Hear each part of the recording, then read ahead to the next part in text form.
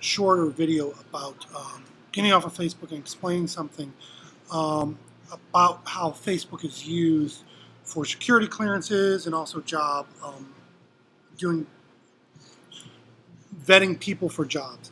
Now, this is not something I know from Booz Allen Hamilton. It is something I know from the head of human relations at Congressional Quarterly, where I worked, and I had to go through a security clearance there, and they used Facebook because Congressional Quarterly did a newsletter for the intelligence industry called Spy Docs. And you were handling classified information and looking at it. And so you need to have a security clearance there.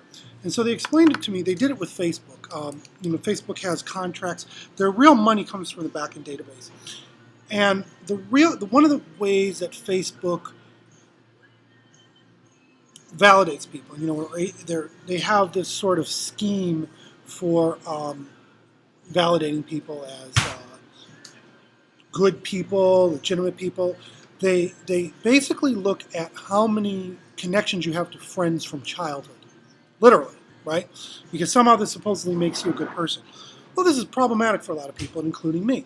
I grew up, I'm not talking victim stuff, I'm just talking about facts in my life and why I really didn't want to see people from my past.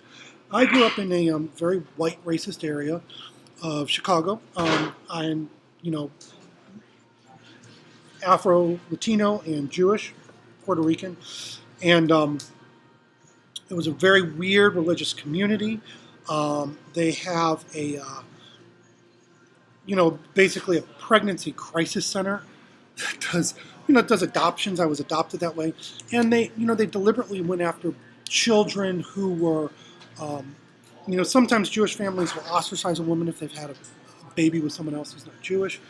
And, so they went specifically after children like me because they wanted to save us, right? And raise us in Christianity instead of Judaism.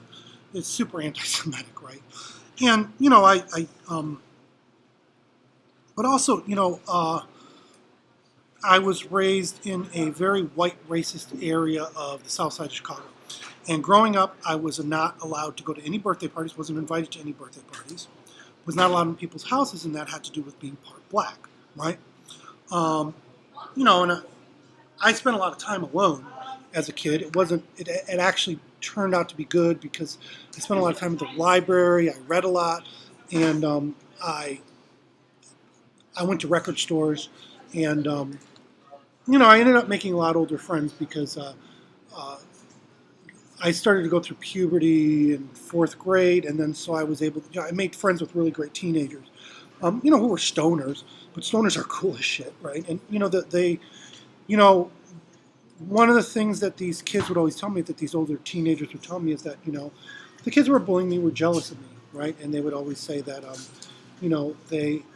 they were very encouraging of me, and I also had a lot of interesting experiences with them. I think you can always make something good out of something bad, but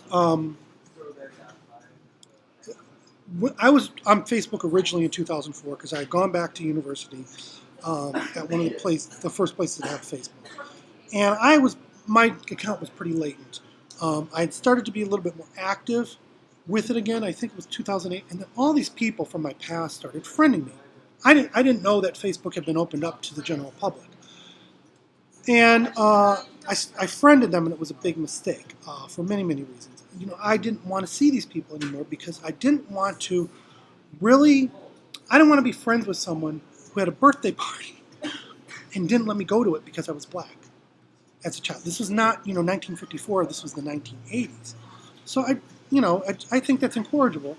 And why would I want to be friends with those people? In addition, I went to an evangelical Christian school for a while and experienced a lot of very serious racial bullying. Some of the kids there used to play a game called Nigger Pile on the Nigger, which meant that they would jump on me and beat me up.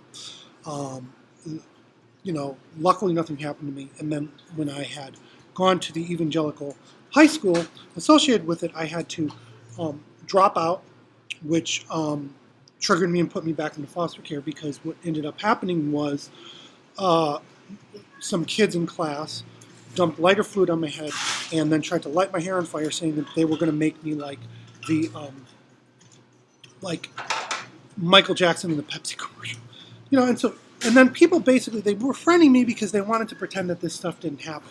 I didn't really want to see them, and I changed a lot. And a lot of these people are very parochial. They've stayed in the same area, and on top of that, they're very conservative. They're still racist and homophobic. One of the people sent me a message that said the downfall of America was gay players in the NFL, as if the NFL was around when America was formed.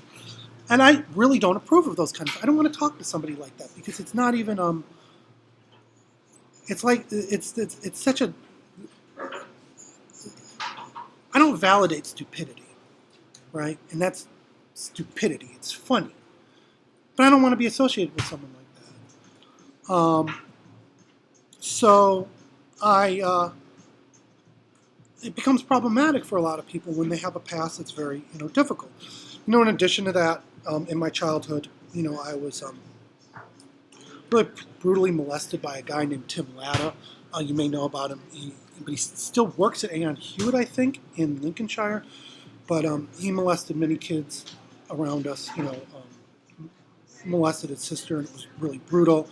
Threatened the kids he did, involved them in child pornography, myself, and basically threatened kids by saying that he was going to kill them, and then he said that he buried 2 kids in the Indiana Dunes State Park. So it was a really traumatic thing.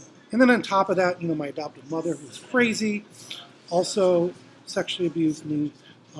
So I'm not. It wasn't actually traumatic because you normalize a lot of these things and you get through.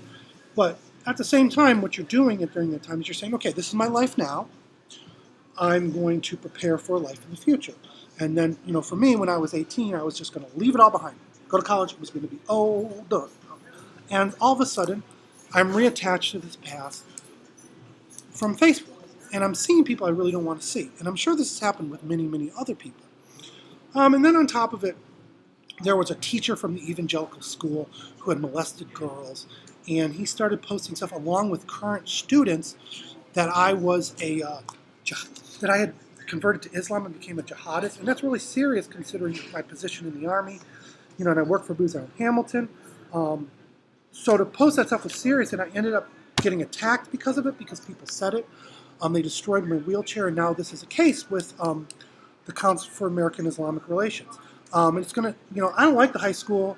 And on top of that, they don't know this, but many Muslim parents were upset and began writing colleges about this school, right? And I don't want to see anybody who does that kind of stuff. And the teacher even said that Democrats were jihadists. I mean, these people are crazy people.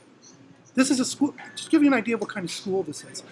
They had a country singer come once and sing anti-abortion songs, right? Funniest shit ever.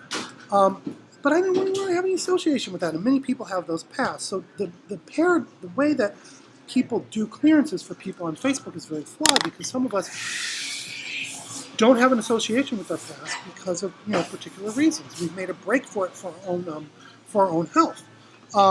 I want Facebook to totally fail. Well, and one of the reasons I want it to fail is because it's filled with child molesters. They totally let child molesters on there. They deactivate and delete. They deactivate accounts and delete messages if parents are alerting other parents to child molesters. There's a school where I grew up where kids have been molested and parents were trying to alert other parents. And